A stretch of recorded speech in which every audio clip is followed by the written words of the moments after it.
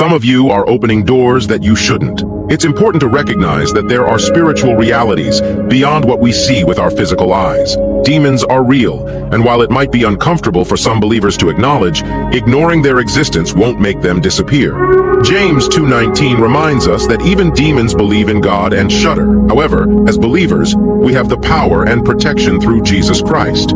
This doesn't mean we should be ignorant of spiritual warfare. In fact, Ephesians 6:12 tells us that our battle is not against flesh and blood, but against spiritual forces of evil. We need to understand the nature of the enemy we face and equip ourselves accordingly. Demons can manifest in various ways, not just through obvious signs of possession. In Matthew 17, a demon-possessed boy experienced illness as a result of demonic influence. This illustrates that some sicknesses may have spiritual roots, requiring spiritual intervention. But we should approach spiritual warfare with knowledge and discernment, not fear. We have authority over unclean spirits through Jesus Christ. Matthew 10:1. But we must also be aware of our vulnerabilities. Acts 19:13-16 warns us against superficial attempts to exercise authority over demons without genuine spiritual connection to God. When it comes to our homes, we must be vigilant about what we allow in. Objects, entertainment, and atmospheres can invite spiritual influences, either positive or negative. Philippians 4:8 guides us to focus on things that are true, noble, just, pure, lovely, and of good report. Prayer is essential in guarding our homes. Through prayer, we consecrate our living spaces to God's protection and invite His presence to dwell with us. Regular prayer establishes a spiritual fortress that wards off evil influences and invites the peace of God into our homes. Every atmosphere you create invites a certain spirit. I want to stress the importance of being thankful, especially at the end of your day. After all you've done and experienced, let your last act be a prayer of thanks to the Lord. Consider turning to Psalm 136, a chapter dedicated to thankfulness. Verse 1 says, "Give thanks to the Lord, for He is good, for His steadfast love endures forever."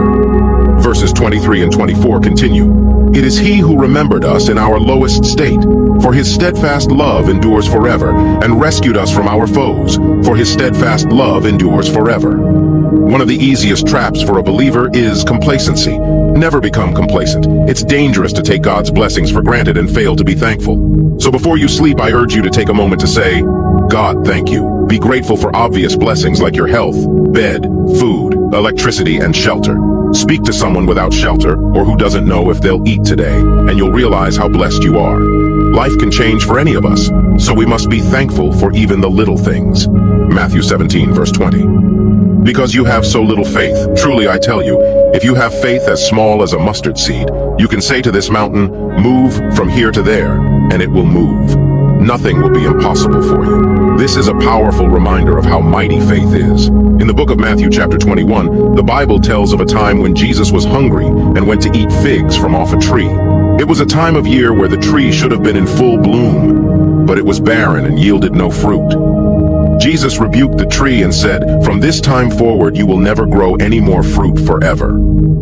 Immediately the tree withered up and died. The disciples were amazed. Little did the disciples know that Jesus had just taught them a very important lesson in faith. Matthew 21 verse 21 and 22 says, "So Jesus answered and said to them, 'Assuredly I say to you, if you have faith and do not doubt, you will not only do what was done to the fig tree, but also if you say to this mountain, be removed and be cast into the sea, it will be done. And whatever things you ask in prayer, believing, you will receive.'" I believe that Jesus was also teaching us that when we use our faith and believe, things have to fall in line with His word. The terrible death of the soldier who crucified Jesus.